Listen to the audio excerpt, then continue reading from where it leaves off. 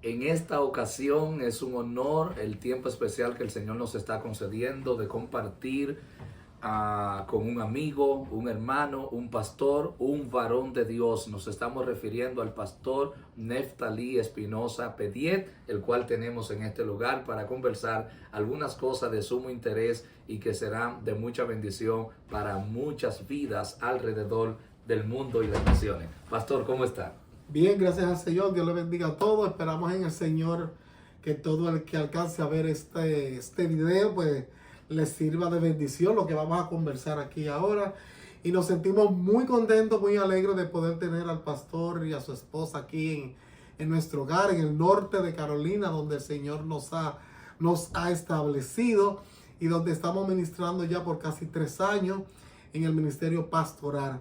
Y gracias a Dios, pues, por su presencia aquí fueron de bendición en la casa durante estos 3 días que han estado con nosotros. Gracias por recibirnos, gracias por esta acogida, esta hospitalidad que nos han dado, un tiempo muy especial en la congregación a nivel familiar, celebrando estos 50 años, estos 50 aniversarios, que ha sido algo, Dios mío, poderoso. Y boda también de la familia, Dios, cuántas cosas especiales Él permite. Nos gustaría saber, pastor, ¿cómo conociste al Señor? ¿Cómo el Señor te atrajo hacia Él? ¿En qué tiempo? Si puedes recordar ese momento tan especial en la vida suya. Bueno, yo era un niño todavía. Yo tengo una peculiaridad y es que la familia mía de parte de mi papá le gustaban las cosas negativas, le gustaba practicar la santería, pero la familia mía de parte de mi mamá son cristianos. Entonces como que es algo contradictorio, pero esa es la realidad. Y cuando yo tenía como 7, 8 años que vivía con mi papá, no con mi mamá, pues una joven llamada Mari Hidalgo, ese nombre nunca se me olvida, daba escuela bíblica, de esa escuela bíblica que se daban antes, que se daban debajo de los palos, abajo de las matas, en los patios de las casas. Wow. Ella daba escuela bíblica donde quiera.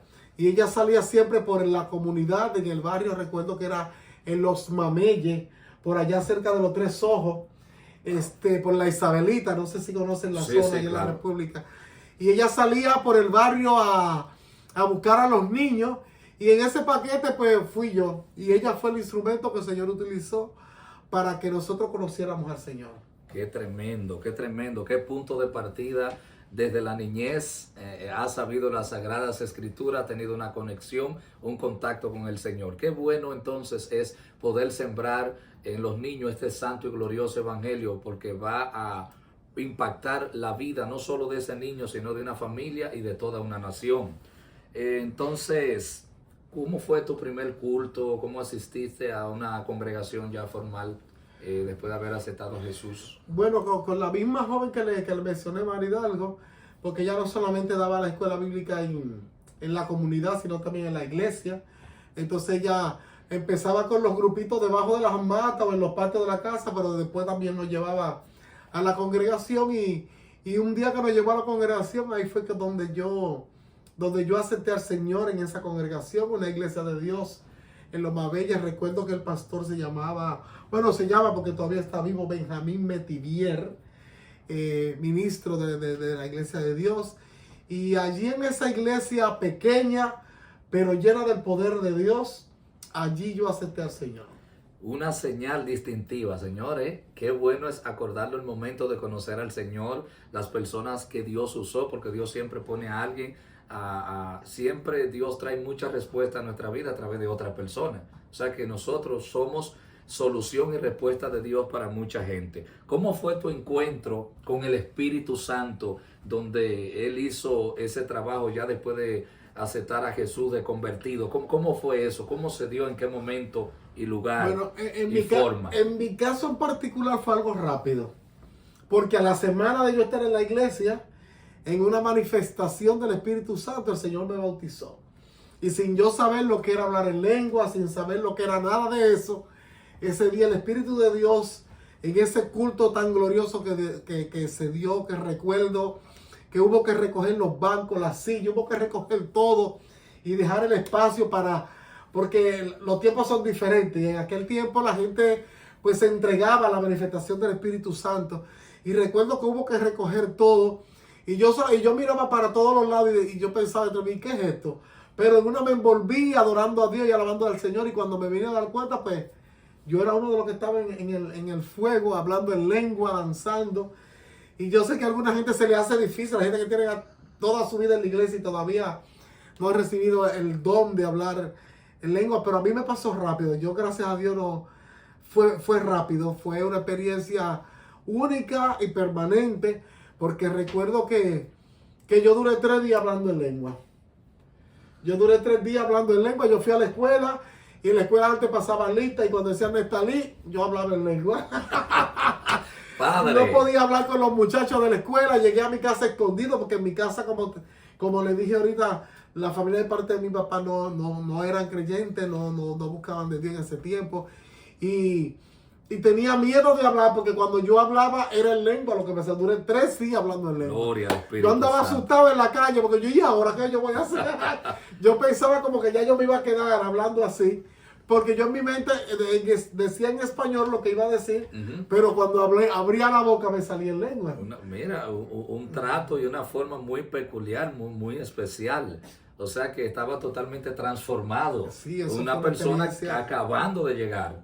Eso tiene un significado que marca la vida de tu ministerio. ¿Qué pasó? ¿En qué edad específicamente ocurrió ese episodio?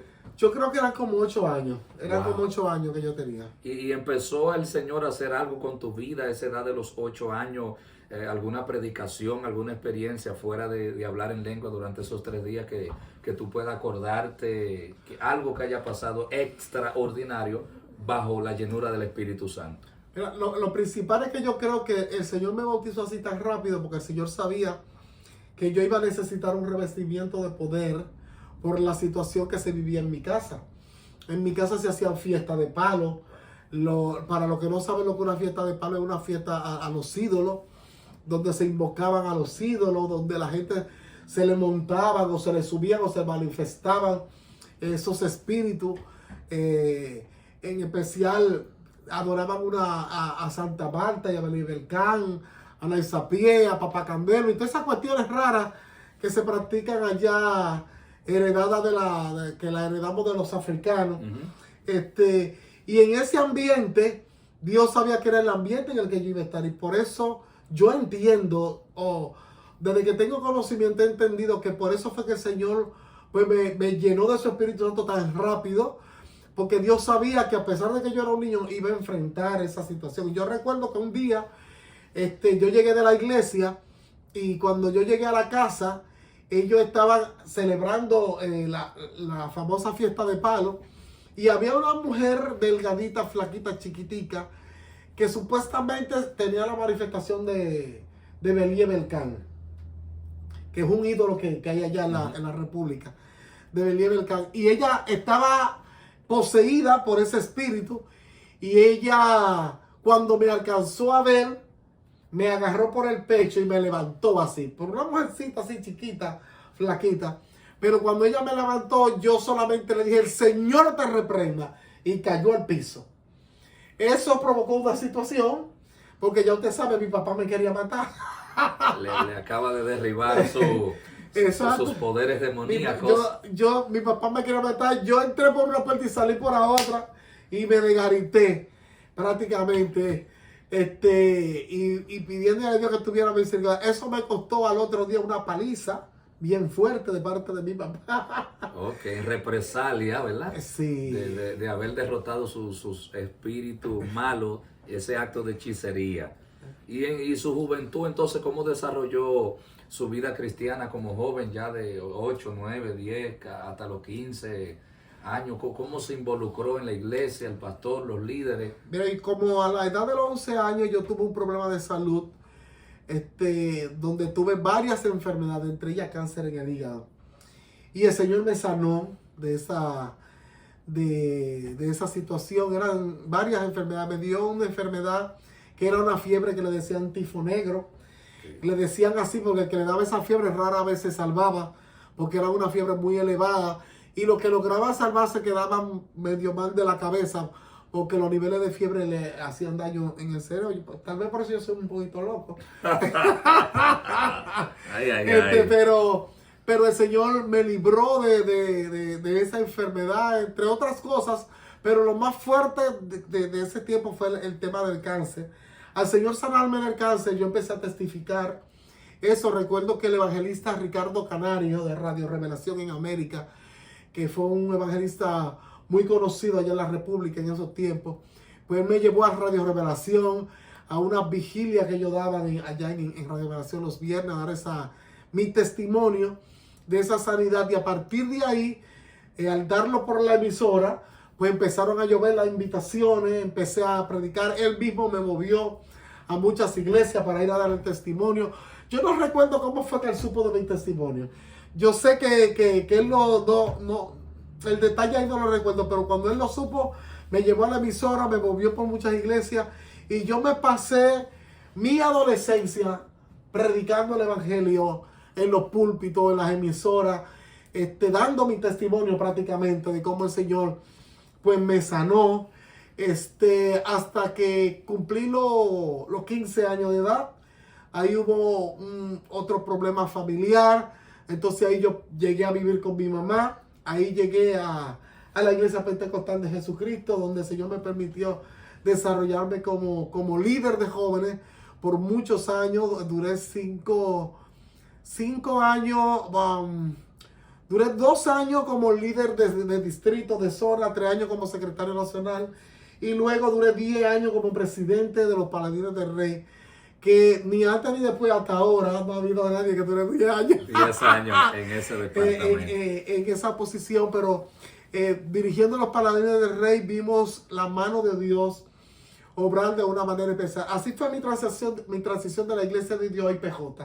Por un problema familiar hizo que nos mudáramos y la iglesia donde llegamos era la Iglesia Pentecostal de Jesucristo. Sí. Concilio en el que, repito, crecimos, nos desarrollamos y que siempre hay una parte de nuestro corazón que le pertenece a Pentecostal de Jesucristo. ¿Y quién era tu pastor y cuál era esa iglesia de IPJ en la cual te congregabas?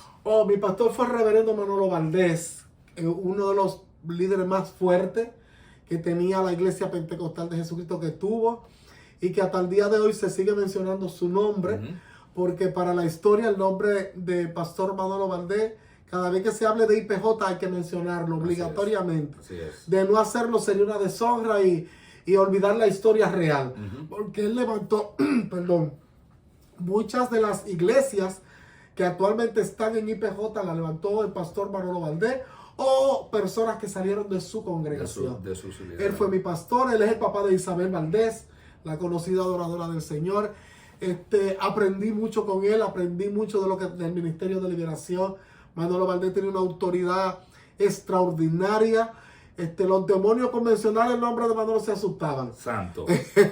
Porque sabían lo que él portaba, como cuando pasó con los hijos de aquel sacerdote que trataron de echar fuera un demonio.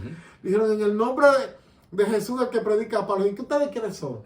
Pero con Manolo era al revés, de que uno decía, vamos a buscar a Manolo de Manolo. No, mejor no vamos. Porque ya yo sabía que venía una persona con autoridad. Él fue mi pastor. Fue un tiempo fuerte porque Manolo era fuerte. Pero agradecemos todo eso porque eso permitió parte de la formación que tenemos hoy. Y casi todos los jóvenes que estuvimos bajo la tutela del pastor Manolo Valdés, ahora somos pastores. Entonces ayudó mucho esta parte ministerial a forjar tu carácter como ministro juvenil, que en ese tiempo ya estabas ejerciendo la predicación dentro y fuera de los templos. O sea que tú eras como un evangelista, predicador, bendecía hacia adentro y bendecía las almas hacia afuera. Exactamente.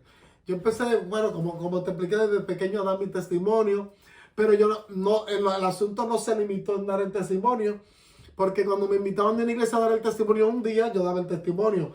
Pero cuando me invitaban 2 o 3 días a una campaña, pues yo daba el testimonio un día y los otros días tenía que predicar. Exactamente. Y así se desarrolló mi ministerio como predicador hasta los 17 años.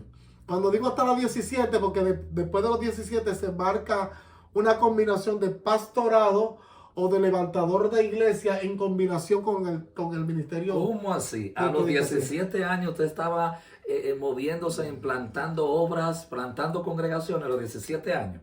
Eso es un fenómeno. Fue como por casualidad o por causalidad, o no sabemos cómo. O propósito, O ¿verdad? propósito. Diosidencia. O diosidencia, porque estábamos en un viaje misionero de la iglesia del 11 en Villa Fundación de Baní, y yo soy amante a los ríos. Y como yo sabía que iba para un campo, me llevé una mochila con ropa extra, porque para si aparecía un río, meterme de cabeza en el río. Sí, sí. Y ni apareció el río, porque se nos fue el día predicando, evangelizando. El tiempo no dio para otra cosa. El tema es que se convirtió en un grupo de personas, y el pastor Manolo mira para toda parte y dice: ¿a quién es que vamos a dejar aquí? Y el único que andaba con una ropa extra, ¿qué es lo que tú tienes ahí, Natalie? Andaba el pastor Alben Albino también en esa ocasión con nosotros, que como tal el que se quedó al frente de la obra de Villa Fundación fue el pastor Alben Albino. De la iglesia del kilómetro 12. De la iglesia del kilómetro 12, quien era supervisor, luego fue supervisor de IPJ por muchos años. Pero me dice: ¿con qué tú andas? Y yo tengo una ropa extra aquí. Y decía: pues tú eres el que te va a quedar aquí pastoreando entonces. Ahí mismo. Y yo le abrí los ojos, pero en ese tiempo, cuando un pastor que decía que algo era verde, aunque fuera azul, era verde. No es como ahora que la gente le discute a los pastores y le responde. No, en ese tiempo no. Si el pastor decía esto es así, wow, eso era así. Wow. Entonces, no tuvimos de otra que quedarnos, por eso digo que no sé si fue casualidad o propósito. Pero desde ese tiempo empezamos a levantar obras, y ya cuando la iglesia tenía un buen grupo de personas, pues se dejaba a alguien, yo continuaba hacia otra parte. De ahí salimos, creo que fue a Cotuí, estuvimos en los Palmaritos de Bonao, ayudamos en el levantamiento de la obra de San José de Ocoa. Okay. Bueno, estuvimos en diferentes lugares, en los Palmares de Sabana Perdida, en Brisa del Este, bueno, muchas iglesias en las que el Señor nos permitió pues estar trabajando. ¿Cómo fue ese llamado al ministerio pastoral? O sea, fuera de esta parte experiencial y esta orden del pastor Manolo Valdés en su tiempo, ¿hubo algún trato del Espíritu Santo? Dice, tuvo que alguna haberlo. Palabra, alguna, porque ir a un viaje misionero y decir, usted se queda aquí atendiendo, ¿cómo así? No es fácil. Tú saliste para regresar el mismo día y te quedaste, ¿qué tiempo te quedaste en Villa Fundación Baní? Bueno, esos días exactos no los recuerdo, pero lo que sí recuerdo era que el pastor Alben Albino y la misionera Inés Vega iban toda la semana a llevarme comida y dinero. Santo. Y iba con un grupo a evangelizar, a predicar, y me dejaban pues alimentos para la semana. Ellos siempre estuvieron pendientes. Pero con relación al llamado al ministerio pastoral, el Señor sí tuvo que hablarme, porque a pesar de que yo estaba ahí, yo entendí que estaba allí obedeciendo, en obediencia, pero que mi ministerio era evangelista. Y hasta el día de hoy me gustaría ser evangelista. Gloria. Era lo que tenía, porque para esos tiempos era cuando Gigi estaba en su apogeo. Okay. Y todo el mundo quería ser como Gigi Ávila. Todo el mundo quería que Dios lo usara como Gigi. Y en mi cabeza era que yo era evangelista. Pero el Señor empezó a tratar con nosotros a través de hombres y mujeres, diciéndonos que teníamos un llamado pastoral. La gente me lo ministraba y yo lo decía, ok, pero yo veía eso como, ya cuando yo esté más viejo, que lo veía como un futuro lejano. Pero según el Señor iba tratando con nosotros, fuimos convencidos por el Espíritu de que teníamos que obedecer, y además, más nunca nos pudimos sentar fuera del ministerio pastoral, porque se cerraba una obra y se abría otra. Se entregaba una obra a un pastor y se abría otra. Salíamos de un lugar para otro. Y en eso duramos muchos años, hasta que me casé, que ya me establecí fijo como pastor. Wow. Qué tremendo nosotros, por ejemplo, escuchar estas experiencias de las distintas zonas del país, donde Dios empezó a fortalecer iglesias, a fortalecer obras nuevas, y entonces ese llamado ministerial.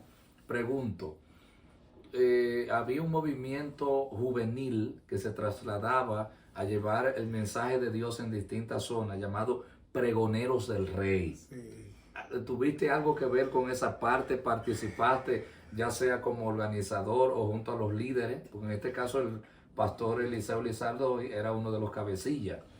Sí, cuando la hermana Mili González, la misionera Mili González, que hoy es pastora en Orlando, Florida, llegó de Puerto Rico con el ministerio Pregoneros del Rey.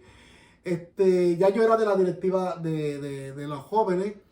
Inmediatamente me involucré, no como directivo, sino como parte del grupo. Participamos de varios viajes misioneros dentro y fuera de la República Dominicana. Fuimos a Haití, estuvimos, bueno, con el Ministerio Pregonador del Rey anduvimos en muchísimas zonas de la República Dominicana y aprendimos mucho de la hermana Mili, porque la hermana Mili era una persona muy organizada, muy psicorrígida, que yo creo que todavía lo es. pero aprendimos mucho de ella, de ese liderazgo tan firme, tan organizado, tan estructural que ella tenía. Aprendimos mucho de ella y Dios la usó para forjarnos en gran parte en el área de las misiones. Yo creo que mi corazón misionero se lo debo primero al Espíritu Santo, claro está, luego a los pastores Inés Arden y a Mili González. Esa influencia fue fuerte. Sí. ¿Alguna experiencia de algún viaje misionero, ya sea con los pregoneros o los viajes misioneros que se hacían todos los 26 de enero de cada año a nivel juvenil, de la juventud Paladines del Rey? ¿Cómo eso llegó a ser tan fuerte que todos los 26 de enero ya eso era un toque de queda? Mire, esos viajes misioneros cogieron tanto auge que nosotros llegamos a llevar 300, 400 jóvenes a un lugar a evangelizar.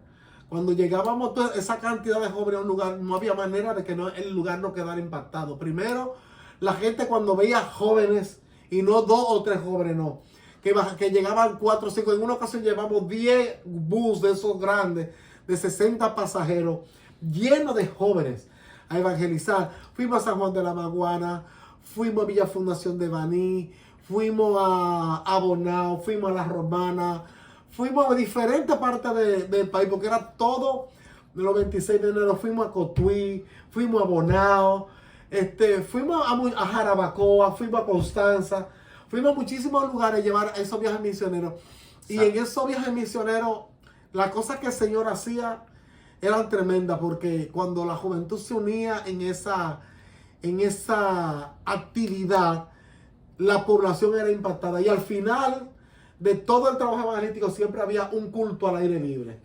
Cultos que eran poderosísimos. Wow. ¿Usted recuerda algunos líderes que te acompañaron en esas jornadas misioneras, esos 26 de enero? ¿Algunos? Claro. Mira, nosotros tuvimos un líder llamado Eduardo Cueva, que fue, creo que desde su tesorero hasta vicepresidente de la Directiva Nacional de los Paladines del Rey. Y Eduardo Cueva era una de mis manos derechas. Estuvo Ezequiel Brioso, tremendo hombre de Dios que hoy es pastor, igual que Eduardo Cueva. Matilde Ruiz, Adalgisa Mena, estuvo Samuel Reynoso, Eddie Chalas, Eliseo Lizardo. De las mujeres, a ver, ya mencioné a Adalgisa, a Matilde Ruiz, y de las mujeres no recuerdo cuáles más había. Y Belice Prevelón fue de la Directiva Nacional de Jóvenes. Por ahí pasaron Franklin Díaz, okay. También estuvo un tiempo Toniel Cabrera. No podemos dejar a Otoniel bajo ninguna situación. Gabriel Cabrera. Bueno, fueron muchos los jóvenes que hoy en día, creo que más del 90% están en el ministerio pastoral. Sí. Wellington Amparo también. Wellington no está pastoreando, pero es un prolífero predicador, sí, con un conocimiento de la palabra que a veces digo, hey, me le quedé atrás Wellington. Porque sabe Biblia el muchachito ese, sí, sabe Biblia. Bueno, ya no es un muchachito, lo que pasa es que uno lo sigue viendo así, pero sí, yo hombre adulto. Pero casi todos están en el ministerio pastoral, o por lo menos en el ministerio, aunque no sean pastores, pero sí predicadores. O sea que estamos viendo Jorge Luis Santiago. Sí. Franklin Pérez. Sí. Oh, sí, pastora actualmente también. Entonces estamos viendo una combinación poderosa en este discurrir histórico de tu servicio ministerial, donde personas fueron de influencias para ti, pero estamos viendo un nivel de influencia hacia otro grupo que venía detrás subiendo, creciendo y avanzando. O sea que esto es mentoría, pero a la vez la generación de relevo, que no concentraste este asunto como única y exclusivamente hacia ti. Ahora, ¿cómo se da este espacio de unas jornadas de retiro espiritual que a nivel de la Juventud Paladines del Rey, República Dominicana, es llamado los famosos campamentos? ¿Qué usted nos puede decir de estas jornadas y qué experiencia, qué cosas se vivieron ahí, qué predicadores, qué cantantes usted logra recordar y qué pasó en esos retiros espirituales?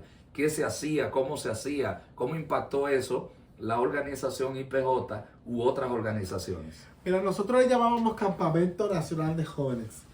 Esos campamentos, la primera vez que yo fui a un campamento, el presidente de los jóvenes era el pastor Jacobo Martínez, ahora pastor en la ciudad de Nueva York. Okay. Él era el presidente, Franklin Pérez era el vicepresidente, luego Franklin lo sustituyó y yo sustituí a Franklin. El punto es que la primera vez que yo fui a un campamento, bueno, ayer Edwin Pérez hacía referencia a ese campamento Sí. en Sosúa, Puerto Plata. Fue un campamento donde fue extraordinario. La experiencia fue fuerte porque nos dijeron una cosa y cuando llegamos al campamento era otra. Engañaron a los líderes. El campamento fue, físicamente hablando, un desastre, pero espiritualmente hablando, tuvimos experiencias poderosas que nos marcaron. Y cuando ya nos tocó estar en la directiva nacional y estar trabajando directamente, organizando estos campamentos, recuerdo que el primer campamento que organizamos fueron 125 jóvenes. Muchos. Fueron 125 y fue subiendo y pasamos los 500 jóvenes en los campamentos. Hubo un campamento que llegamos casi a los 700 jóvenes. El último campamento durmió gente en el templo.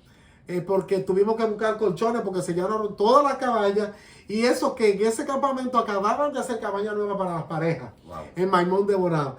Y las experiencias que tuvimos en esos campamentos eran extraordinarias. Recuerdo siempre a la sierva del Señor Carmen Durán, que hoy está en la presencia del Señor, que fue a varios de esos campamentos y cada vez que Carmen Durán fue a esos campamentos, eso marcaba un antes y un después. La misionera Mili González, que iba casi todos los años a ministrar, ¿no?, a los campamentos. El adorador y predicador George Colón, Sí. que lo tuvimos en nuestra iglesia no hace mucho. Okay. El adorador principal siempre era Jonás Jiménez, Sí. que estaba ahí campamento por campamento ministrando, ¿no? Pero las experiencias que tuvimos, Isaac Pimentel, pastor de San Pedro de Macorís, bueno, por ahí pasaron casi todos los predicadores fuertes de la República. Pasaron por nuestro campamento y los adoradores también, Israel y Moisés Kelly, Moisés Javier e Israel Kelly, Natanael Cabrera, siendo cantantes famosos de la República, casi todos pasaron por nuestros campamentos. Nancy Amans, Isabel Valdés. Y se quedaban los 3 días ahí en el campamento, ¿verdad? Ajá, recuerdo que Persis Melo fue a un campamento que hicimos en Gaspar Hernández y ella dijo, no, esto no es un campamento de jóvenes, esto es un retiro. Porque ella había ido a muchísimos campamentos a cantar y cuando fue al campamento de nosotros, que ella vio que la dinámica no era ir solamente a disfrutar un lugar, sino a meterse con Dios. Yes. Entonces dijeron, no, esto no es un campamento, esto es un retiro. A partir de ahí fue que la gente empezó a decir, no, el campamento no es un campamento, es un retiro. Sí. Porque con ella fue que sentimos la diferencia cuando ella me explicó, porque como no habíamos ido a otro tipo de campamento, para nosotros todos los campamentos eran así. Y después fue que vimos que no, que otros campamentos eran más recreación que otra cosa. Pero el campamento de nosotros era un tiempo donde la juventud se apartaba para tener un encuentro con Dios. Gloria a Dios. Solamente mencionar estas cosas provoca en nosotros aquí en este momento una atmósfera de presencia, una atmósfera de gloria. Y yo sé que cuando las personas estén viendo este video también van a ser tocados, van a ser impactados por el Espíritu Santo, porque estas vivencias y estas experiencias que Dios permitió con nuestro ministro, Pastor Nestalí, viviendo. Incluso en una ocasión tuvimos a David Greco en un campamento. Sí. Sí, Sí. me acuerdo. Que no era fácil llevar a David Greco a la República. Eso era- Me acuerdo. Fue tremendo. Sí. Está bien fresco esa parte. O sea que esa generación que fue marcada ahí, como has mencionado, hoy son de mucha bendición y utilidad en el ministerio alrededor, no solo de República Dominicana, sino del mundo. Yeah. Y prueba de eso que estamos viviendo, tú eres uno de ellos que estás aquí y nosotros teniendo este honor y este privilegio. ¿Qué más podemos decir? No nos ha dicho nada acerca de tus enamoramientos, todo es gloria, desde los 8 años fajado, sirviendo, llamado, ministrando, sanando, moviéndose por todos los lugares, pero Netalí no se enamoró, no. ¿Cómo fue esa parte sentimental? Sí, me enamoré, claro. ¿Te enamoraste? ¿Te casaste? ¿Cómo conociste? ¿Qué pasó ahí? Porque el hombre está en Dios, ¿verdad? Sumergido en su presencia y no escuchamos, entonces... Pero como yo me casé a los 28 años, tú sabes que no tuve una sola novia. Ok. No tuve una sola novia, pero le damos gracias al Señor que el Señor nos guardó de tener Los tiempos no son lo mismo. Uh-huh. Pero aparte de eso, al criarnos ministrando a Dios, al criarnos involucrado en el liderazgo, eso tenía un peso en los hombros de uno que hacía que uno mantuviera pues la santidad y el pudor y el respeto que se enseñaba antes y que se debería seguir enseñando. Pero el hecho de estar en el ministerio hacía que uno se guardara, y gracias a Dios el Señor nos guardó. No que uno se guardara, el Señor nos guardó, y gracias a Dios nuestro testimonio se mantuvo pues intacto. Cuando cumplí 27 años, pues le pedí matrimonio a mi actual esposa. Le ordené que se casara conmigo. Ok. Sí. Porque yo le dije, mira, quiero que me dé amor y no hacer tu no por respuesta y nos casamos en un año. Oye, cuánta autoridad, cuánto... Pero ella también entonces sentía una fuerte... Ella dice que no, pero claro, porque me había dicho que no. Ok, tenía la opción de decir que no y... Claro. Ya. Tal vez no estaba oficiada, pero algo sentía que le entró a eso, ¿verdad que sí? Sí. Pero a los 28 años de edad, pues nos casamos. A los 2 meses de estar casado quedó embarazada de nuestro primer hijo, Ismael Omar Espinosa de Rosario. Santo. Que ya tiene 20 años. Por cierto, se casó hoy. Sí. Recién casado. Recién casado. Fuimos testigos de ese evento magno. Y nuestra niña pues tiene 16 años, Angeli Abigail, que ha sido una bendición del Señor para nuestras vidas. Nuestros hijos han sido una bendición, con altas y bajas como en todas las familias, con problemas y dificultades como pasan todas las familias, pero con la madurez y la ayuda del Espíritu Santo para ir superando esas altas y esas bajas y permanecer firme hasta el día de hoy. Pues ya tenemos 21 años de casado. Y ahora en septiembre vamos a cumplir 22 años, pues, de casado aguantándonos, varón. Es así. Es un proceso de bendición, un proceso de crecimiento y desarrollo personal, porque moldeamos a nuestras esposas, pero también nuestras esposas nos moldean a nosotros. Y es todo para este crecimiento, porque solo no podemos. Mejores son 2 que 1, porque si uno cae, el otro le levanta. ¿Y cómo se calentará una gente sola, verdad? Imposible. Pobre del sol. Pobre del sol. Que Dios bendiga a los solteros que nos están viendo en este video, como algunos amigos que recientemente se han casado y otros que están en la fila. Esperamos que el Señor también haga esa obra maravillosa.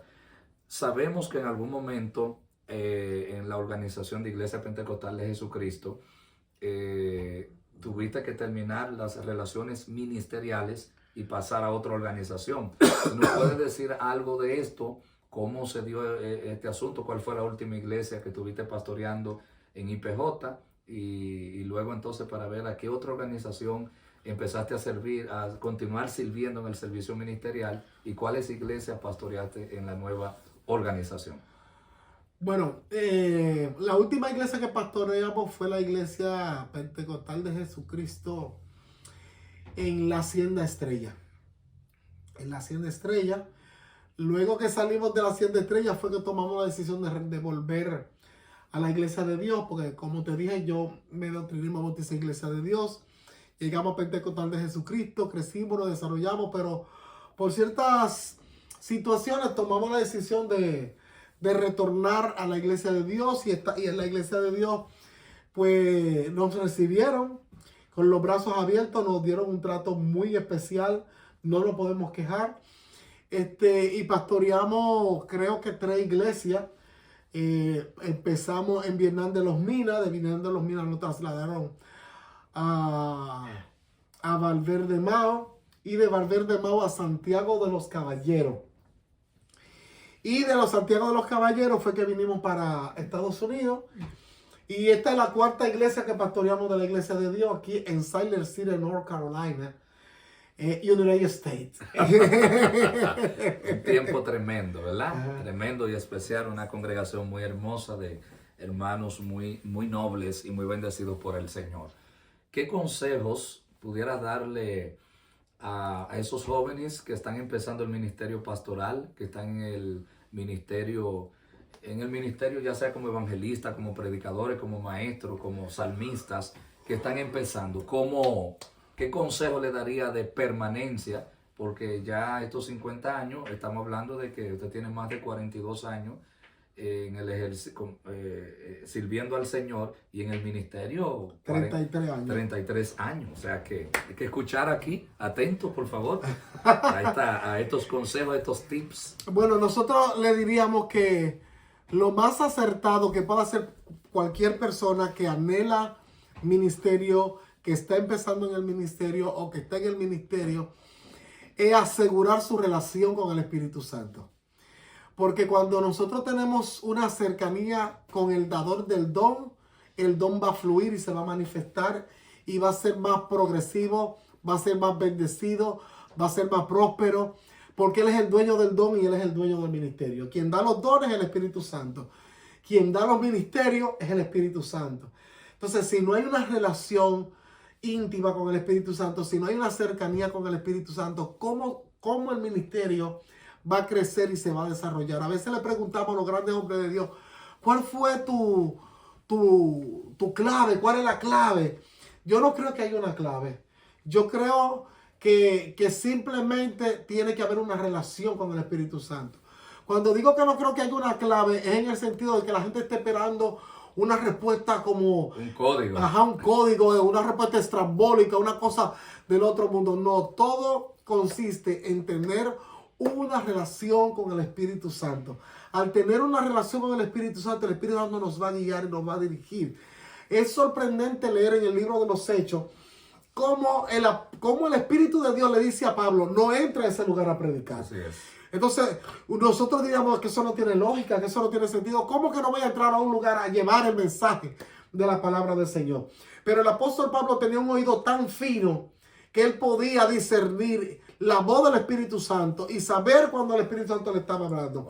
Y para eso hay que tener una relación con el Espíritu Santo. La clave de los dones es tener una relación con el Espíritu Santo. La clave de la unción es tener una relación con él. Todo va a depender del nivel de relación que uno tenga con el Espíritu Santo. A veces la gente cree que uno es el que más ora y el que más ayuna porque Dios usa a uno, o porque de repente los dones empiezan a fluir a través de uno y Dios hace cosas tremendas, o uno recibe ciertas palabras de ciencia que la gente se queda como espantada. No, ese tiene que orar 1.000.000 de horas. Más que 1.000.000 de horas es tu relación con el Espíritu Santo. Constante. Que ese tiempo que tú dedicas sea un tiempo de intimidad con el Espíritu Santo. A veces nos pasamos pidiendo en la oración y pedimos tanto que nos olvidamos de la intimidad con el Espíritu de Dios.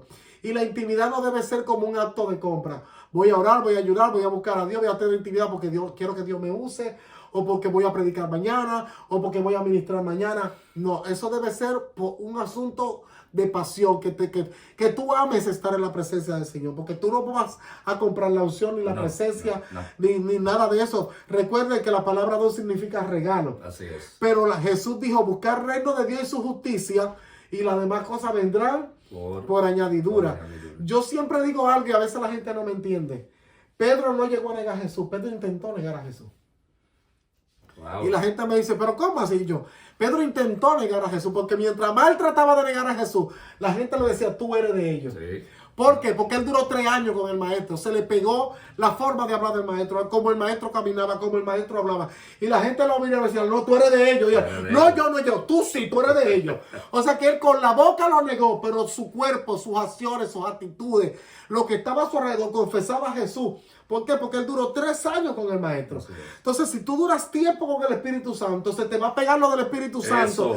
Y aunque tú no sea tu intención, y aunque tú no estés esperando, te van a sorprender los dones, te van a sorprender las manifestaciones, te van a sorprender. Tú no vas a tener que buscarlo. Ellos te van a caer atrás. Por eso Jesús dijo, y estas señales seguirán a los que creen. Que eso no va a caer atrás. Pero todo eso va a depender de nuestra intimidad y nuestra relación con el Espíritu Santo. Tremendo esto, tremendo.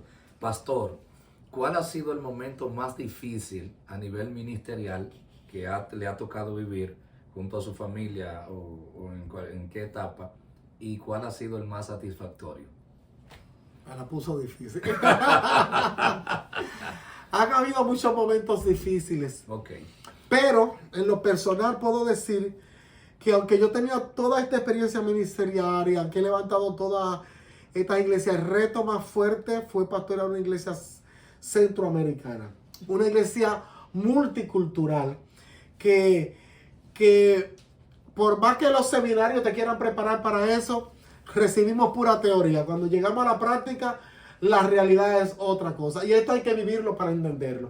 Porque yo puedo ir a un seminario a darle clase, a contarle a la gente las experiencias, la diferencia de palabras, la diferencia de costumbre, la diferencia de la manera de pensar, pero no es solamente eso, sino la diferencia de cómo se toman las cosas. A veces uno está diciendo la cosa con toda la buena intención del mundo y la toman de otra manera, pero no es porque son personas malas, sino porque son de otra cultura y asimilan la cosa de manera diferente. Así es. Entonces, cuando tú pasas a una iglesia como la nuestra, de 8 nacionalidades diferentes, y lo que menos hay son dominicanos. En nuestra iglesia solo habemos 3 familias dominicanas y 2 familias puertorriqueñas. Todos los demás son mexicanos y centroamericanos.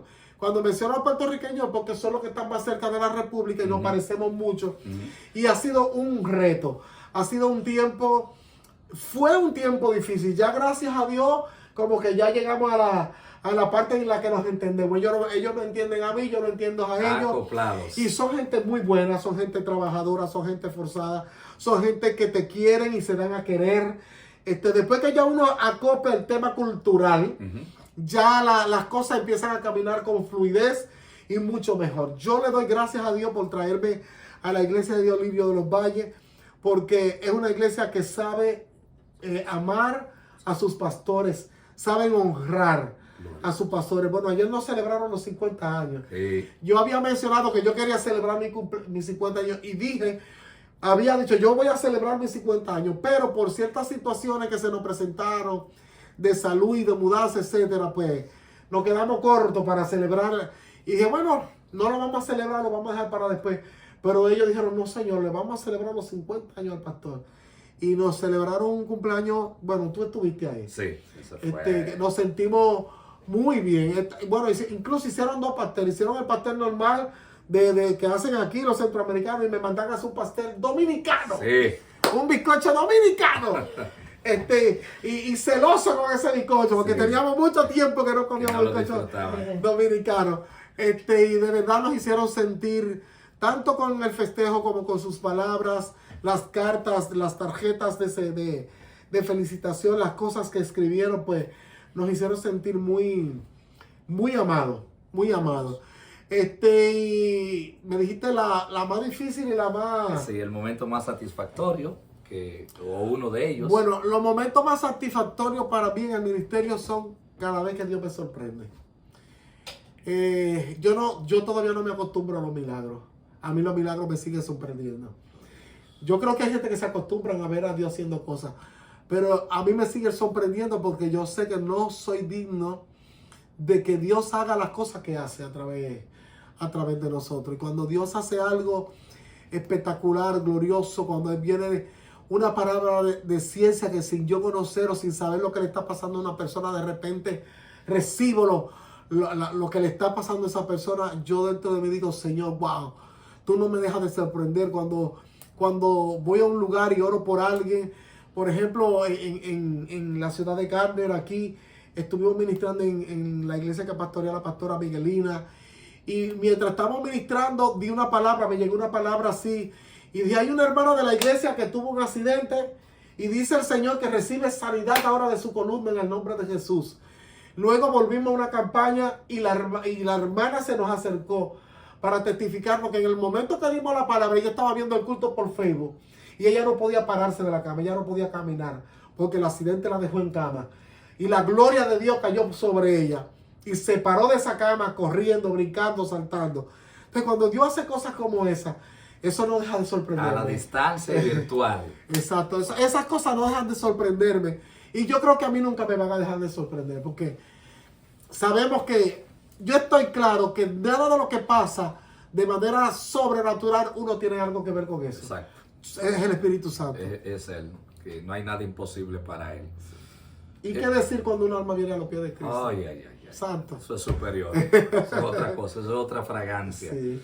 Pastor, habiendo llegado a los 50 años de edad, 33 años de vida ministerial y ese previo que el Señor te dio desde la niñez, la adolescencia y la juventud, ¿cuál es la proyección? ¿Hacia dónde se dirige hacia el futuro como ministro? ¿Qué hay ahora? ¿Qué Dios está trayendo que va a completar? ¿Qué Dios te está mostrando para este tiempo antes de la gloriosa venida del Señor en este interín? ¿Hacia dónde va, ministro? ¿Por dónde vamos? Bueno, hay gente que se preocupa mucho por dejar un legado. Yo en realidad no me preocupo mucho por eso. Yo me preocupo por marcar la vida y le pido al Señor que si Cristo tardara en venir, pues nuestro ministerio marque a otras personas para entrar al ministerio, para trabajar en la obra de Dios. Yo tengo un corazón misionero. Se lo he dicho a la iglesia y estamos proyectando ese espíritu misionero en la congregación. Bueno, el domingo pasado celebramos nuestro primer culto misionero y fue apoteósico, fue extraordinario. La respuesta de la iglesia fue maravillosa. La iglesia, si mañana fuera el viaje misionero, fuera más de la mitad de la iglesia. Wow. Porque la iglesia respondió de una manera poderosa, tanto en asistencia como en la emotividad y la parte financiera. Colectamos nuestra primera ofrenda y superó los $2,000 para la ofrenda misionera. Y en nuestro primer viaje misionero estamos orando a Dios. Pensamos ir a Guatemala, a ayudar a una iglesia de nuestro mismo movimiento. No la escogimos porque sea de nuestro movimiento, fue casualidad. Okay. Sino que uno de los líderes que pusimos en el Ministerio de Misiones, su pastor allá en Guatemala, pues está allá y a él lo movieron de un lugar a otro. Y tengo una iglesia pequeña, una iglesia que está empezando, y decidimos ir allá a apoyar esta obra que, vuelvo y repito, están viendo en nuestro concilio. Vamos a fortalecer aquella obra, vamos a llevar comida, vamos a llevar ropa, vamos a dar una campaña evangelística y por fe va a ser una campaña de prodigios y milagros. Amén. Y esa es la dirección en la que queremos llevar a nuestra iglesia, a convertir nuestra congregación en una iglesia misionera. Wow, eso ayuda bastante, es una gran bendición.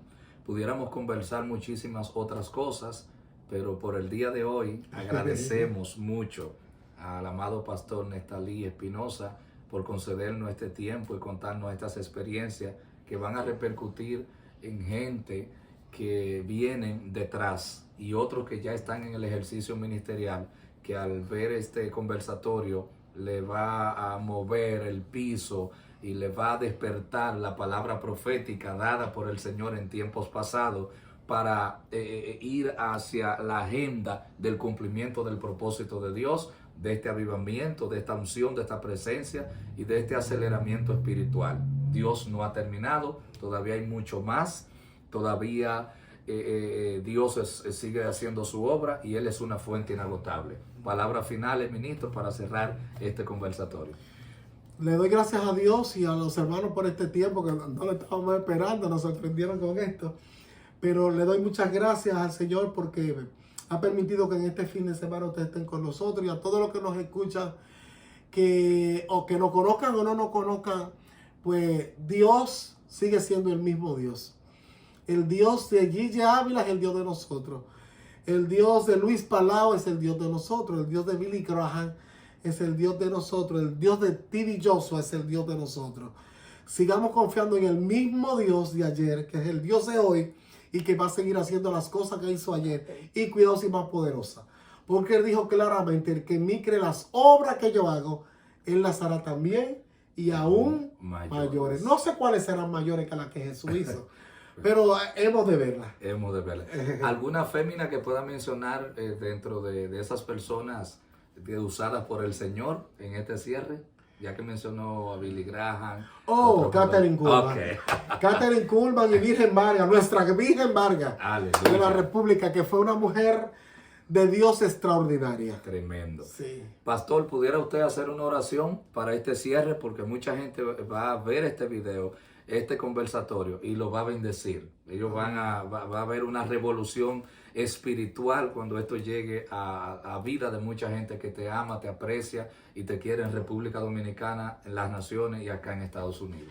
Bueno, vamos a orar. Señor, en el nombre de Jesús, gloria a Dios. Te adoramos y te bendecimos. Te damos Santo. gracias por este tiempo que hemos tenido, Señor. Y te presentamos cada persona que va a estar viendo este video, y te pedimos que cada palabra toque sus corazones, Señor, y los motive a despertar a la búsqueda de tu presencia. Sí, que no sean solamente las cosas que vivieron otros o vivir de experiencia de otros, sino que ellos quieran tener sus propias experiencias, donde tú los estés levantando, donde tú los estés ungiendo, donde tú estés despertando la pasión por tu presencia, por la búsqueda, por la unción, por tu gloria, porque tú los uses, Señor, para que tu gloria se siga manifestando a través de la generación que viene. La juventud que escuche esto, Señor, impáctala para que ellos se levanten, Dios mío, y puedan dar continuidad al trabajo que tal vez nosotros dimos continuidad de otros líderes que fueron antes que nosotros, pero que se levante una generación con poder, con autoridad, con gloria tuya, Señor, para impactar a la siguiente generación. Gracias te damos, Padre, en el nombre de Jesús. Amén. Amén. Y amén. Y amén. Dios te siga bendiciendo. En Dios somos indetenibles.